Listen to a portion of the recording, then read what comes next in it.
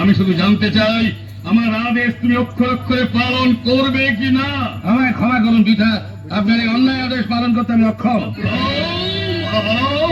আমার মুখের ওপর এত বড় কথা বলতে তোমার লজ্জা হলো না? এই জন্যই বুঝি সকলে পুত্রের কামনা করে। না পিতা, পিতামাতা পুত্র কামনা করে অসহ্য পুণ্যাম নরক থেকে অব্যাহতি পাওয়ার জন্য।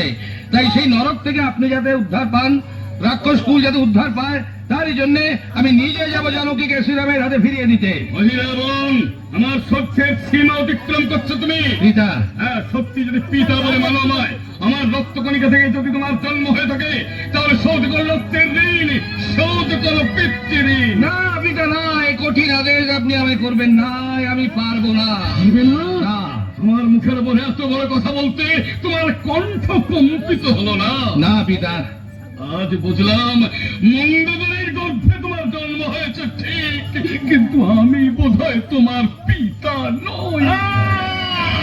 বলবেন না, বলবেন না পিতা, বলবেন না, দোহাই আপনার। ওই কুৎসিত বাক্য মানে আমাকে আর ক্ষত বিক্ষত করবেন না। এতদিন জানতাম পুত্রকে পিতারা শুধুই দিয়েই যায়, পাওয়ার প্রত্যাশা করে না। আজ জানলাম পিতাদের অসীম চাওয়া, পুত্রের দেওয়ার ভান্ডারের খোঁজ রাখে না। আবেগ বাক্যে আমাকে তুষ্ট করতে পারবে না মহিলাবন। ফিরিয়ে নিন পিতা, ফিরিয়ে নিন। আমার মহিষী জননী মন্দাদরী সম্বন্ধে যে কুৎসিত বাক্য প্রয়োগ করেছেন, আপনি দয়া করে তা ফিরিয়ে নিন জন্মদাতা। বেশ, তাহলে তুমি প্রমাণ করো যে তুমি আমার পুত্র। আমার আজ্ঞায় কাল বিলম্ব না করে এখনই আমার সাথে তুমি লঙ্কায় চলো। আজ ঘোর অমাবস্যা, আজ রাম লক্ষ্মণকে মায়া বলে হরণ করে নিয়েছে। দেবীর পায়ে বলি দাও, মনে রেখো তোমার জন্মলক্ষ্মী জননীর সতীত্ব আজ তোমার মুখাপেক্ষী। জননীকে যদি লজ্জার হাত থেকে বাঁচাতে চাও, এসো এই মুহূর্তে লঙ্কায় চলে এসো। যাব, যাব পিতা, আমি লঙ্কায় যাব। মায়ের নামে পিতার দেওয়া কলঙ্ক মোছাতে, নরবলি দেওয়ার জন্য রাম লক্ষ্মণকে নিয়ে আসতে আমি লঙ্কায় যাব। হায় রে ভাগ্য, রাক্ষস বংশের নৌকোয় এত পাপের ফাটল আমার একার পুণ্য দিয়ে কি করে ঢাকবো? তাই আমাকেও তলিয়ে যেতে হবে ওই অতলে। দেখি কে কে আমার লঙ্কা পথযাত্রী পা দুটোকে ব্যাপী নিষেধ করে ভাবতে চাইছ? মা, মা মহাকালিকা, মা হলো না, মা হলো না। তোকে শুদ্ধাচারে পূজা করা আমার হলো না। আমার গর্ভধারিণী জননীকে শুদ্ধ প্রমাণ করবার জন্য ভগবতী জননী আমার ভগবান ঘাতকের ভূমিকা নিয়ে আজ আমি নিজেই অশুদ্ধ হতে চললাম।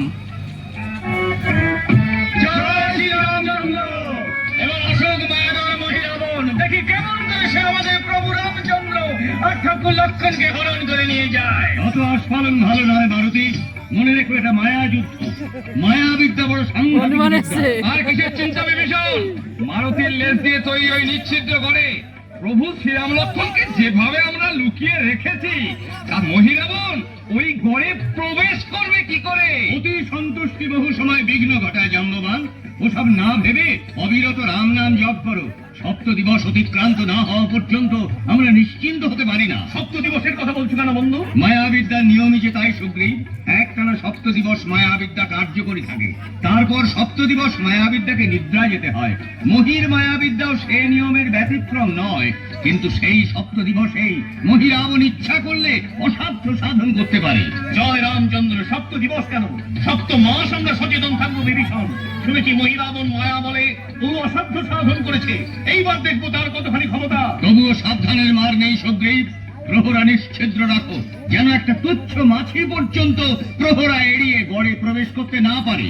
ওকে, তুমি কোথায় যাচ্ছ? গড় প্রদক্ষিণ করতে মারুতি। গড়ের প্রবেশ দ্বারে রইলে তোমরা, আর আমি এই গড়ের চারপাশে বৃত্তাকারে ঘুরতে চললাম। কোন রকম সন্দেহের উদ্রেক হলে চিৎকার করে আমায় ডাকবে। জয় শ্রীরামচন্দ্র, জয় শ্রীরামচন্দ্র। আবার বলি সাবধান, ভয়ঙ্কর সপ্ত দিবস আমাদের নিদ্রাহীন প্রহরা দিতে হবে। ক্লান্তি নেই, নিদ্রা নেই, আহার নেই, বিহার নেই। প্রভু রাম লক্ষ্মণের মঙ্গলের জন্য আমরা সবাই অতন্দ্র প্রহরী। বিভীষণ তুমি? হ্যাঁ আমি। কি হলো, আমায় দেখে এমন অবাক হচ্ছ কেন বাবন নন্দন? অবাক মানে? এই মাত্র তুমি প্রভু রামচন্দ্রকে সতর্ক করার জন্য ঘরের মধ্যে প্রবেশ করলে, আবার তুমিই আসছো গড়ের বাইরের দিক থেকে, তাতে অবাক হবো না? মানের মতো কি সব বলছো? আমি গড়ের ভেতরে প্রবেশ করলাম? এইবার ধরে তোমার চাল কি? জাম্বুমান যেটা ঠিকই বলেছে। আসল যে বিভীষণ সে যখন গড়ের মধ্যে রয়েছে, এবার তুমি হাতে নাতে ধরা পড়ে গেছে মহিরাবণ, তাই বিভীষণের রূপ ধরে আমাদের ছলনা করতে আর তুমি পারবে না। ধরে ফেলেছি, ধরে ফেলেছি মহিরাবণকে। চুপ করো তোমরা, সবাই চুপ করো। এবং নির্বোধের দল, সর্বনাশ করেছো তোমরা। কপাল ভেঙেছে আমাদের। রামচন্দ্র কপাল ভেঙেছে মানে? সর্বনাশ হয়েছে মারুতি। মহিরাবণ আমার রূপ ধারণ করে তোমাদের প্রতারণা করেছে।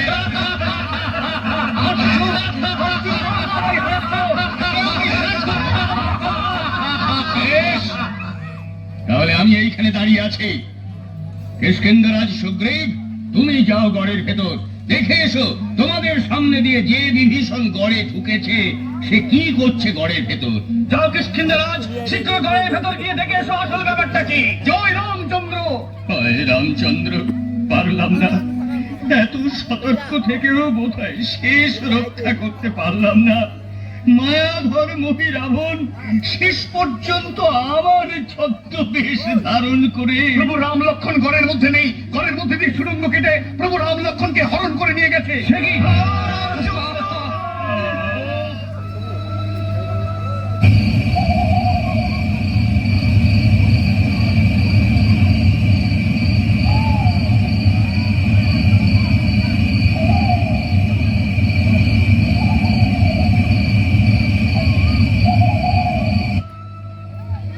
কাল ঘুমে আর ঘুমিয়ে থেকো না রামচন্দ্র, এবার নিদ্রা ভঙ্গ করো।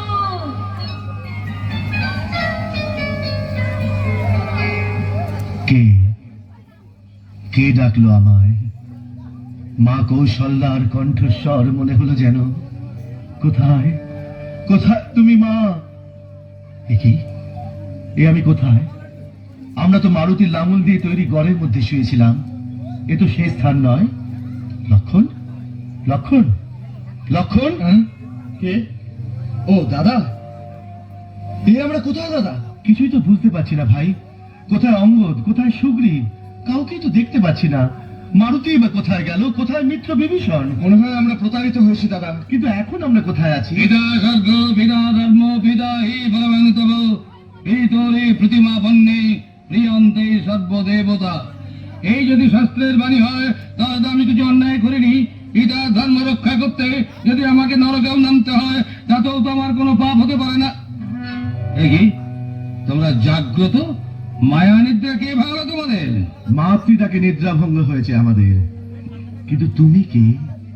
অপূর্ব সুন্দর, দীর্ঘকায়, সুপুরুষ, সৌম্য শান্ত মূর্তি। তুমি কি কোনো দেবতা? পরিহাস করছো রামচন্দ্র? পরিহাস কেন বলছো? আমার চোখের সামনে আমি যা দেখছি তাই বলছি। আপনি কে জানি না।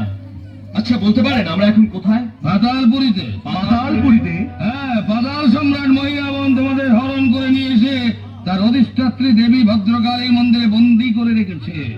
ও, এতক্ষণে বুঝলাম। আমরা তাহলে মহিরাবণের বন্দী। কিন্তু কখন, কেমন করে মহিরাবণ আমাদের পাতালে নিয়ে এলো? আমরা তো নিশ্চিত গড়ের মধ্যে ছিলাম। মহিরাবণ সেখানে প্রবেশ করলো কি করে? মায়া বলে মহিরাবণ অসাধ্য সাধন করতে পারে। সেই মায়া বলেই গড়ের মধ্যে প্রবেশ করে তোমাদের মায়া নিদ্রায় নিদ্রিত করে সকলের অলক্ষেই পাতালপুরীতে নিয়ে এসেছে। কেন আমাদের নিয়ে এসে কি করতে চায়? আজ অমাবস্যা রাত্রে দেবী ভদ্রকালী মন্দিরে তোমাদের বলি দেয়া হবে। ও, তাহলে মিত্র বিভীষণ যা বলেছিল সব সত্যি। মায়া বলে মহিরাবণ সত্যি অসাধ্য সাধন করতে পারে। আচ্ছা, তুমি কে? তোমাকে দেখে তো রাক্ষস কুলোদ্ভব বলে মনে হচ্ছে না। মহিরাবণ তোমার কে হয় যুবক? যদি বলি আমি মহিরাবণ? অসম্ভব। রাক্ষস রাজা দুর্মদ রাবণের পুত্রের কখনো এমন সৌম্য ভাব থাকতে পারে না। আমাদের এমন দুঃখের দিনে সত্য পরিচয় গোপন করে নিজেকে মহিরাবণ বলে পরিচয় দিয়ে এমন রসিকতা করছো কেন যুবক? রসিকতা? না ভগবান, রসিকতা আমি তোমাদের সাথে করছি না। রসিকতা সত্যিই যদি কিছু করে থাকি তা আমার নিজের সাথে আমি করেছি। এই পা